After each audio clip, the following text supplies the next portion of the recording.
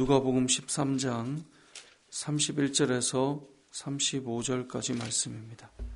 오늘 본문 말씀의 시작을 보니까 어떤 바리새인들이 예수님께 나와서 이렇게 말합니다. 여기를 떠나소서. 왜요? 헤롯이 당신을 죽이고자 하나이다.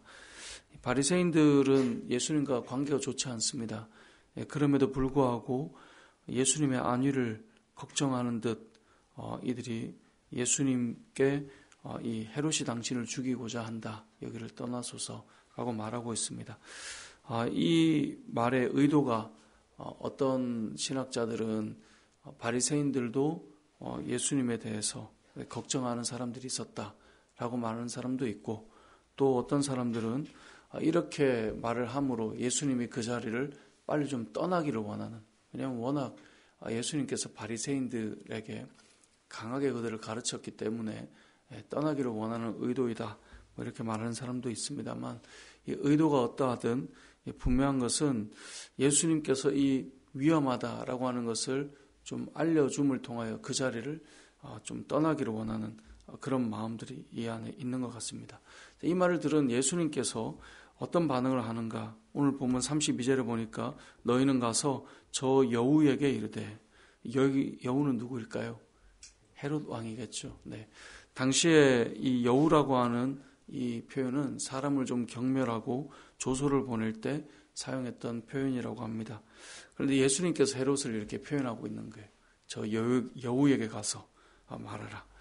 그러니까 예수님이 가끔은 표현하는 걸 들어보면 예수님도 이런 표현을 쓰실까라고 하는 어떤 강한, 또 때로는 비난과 조롱이 담긴 그런 이 단어들을 쓰고 있다는 것을 이제 볼 수 있는데요.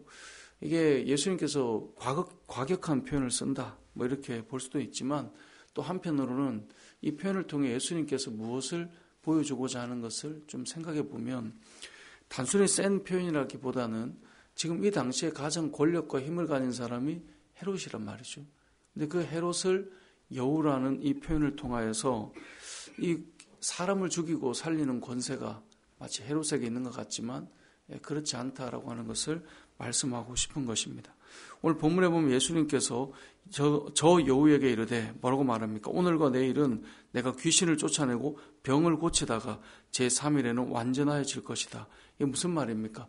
헤롯이 죽일 겁니다 라고 말하여서 헤롯의 힘을 말하지만, 그래도 내가 지금 오늘과 내일은 귀신을 쫓아내고 병을 고치는 일을 하게 될 것이고, 그리고 죽는 것 같지만 결국은 3일 만에 부활하여서 완전해지는 것을 말씀함을 통하여서 힘과 권세를 헤롯이 가진 것 같지만 그게 아니라 이 모든 세상의 힘과 권세와 그 역사와 그 모든 일들은 하나님의 시간과 하나님의 계획과 하나님의 완성 안에 있다는 것을 보여주고 싶은 것입니다.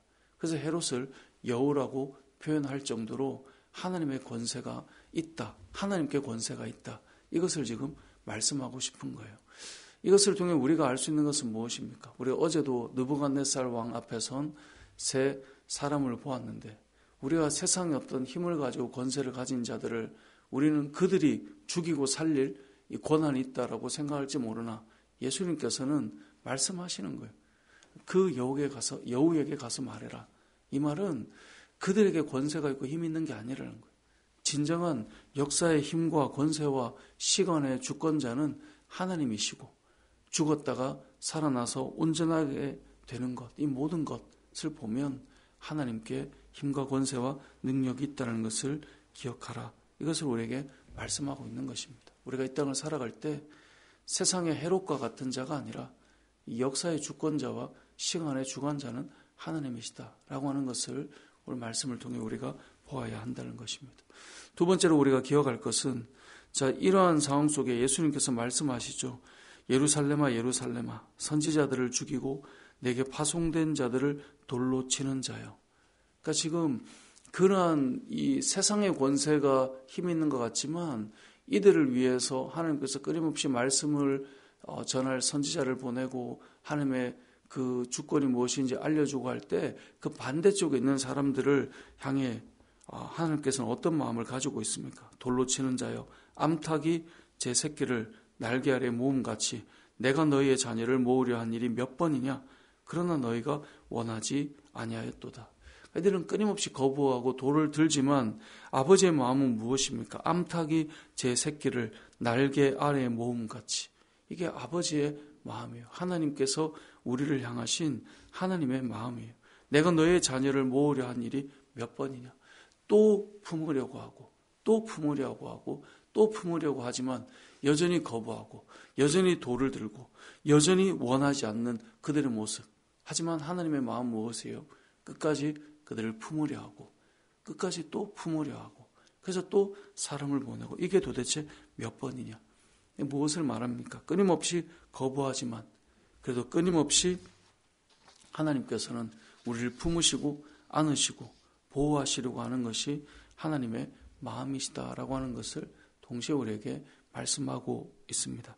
오늘 본문을 통해 우리는 두 가지를 좀 기억했으면 좋겠습니다. 첫 번째는 이 세상에 힘을 가진 헤롯과 같은 그 사람이 예수님을 죽이고 없애고 하는 그 어떤 힘을 가진 것 같지만 모든 이 시간과 또 권위와 권세와 또 이 계획을 이루시는 분은 하나님이시고 이 모든 것은 하나님께 있다라고 하는 것을 기억하시고 또 그 크신 하나님께서 우리를 끊임없이 안고 품으려고 하신다라고 하는 것.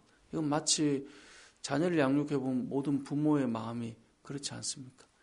또 기다리고 또 품어보고 또 안아보고 또 품어주고 끊임없이 원망하고 반항하고 여러 가지 일들이 일어나도 또 품고 또 품는 것.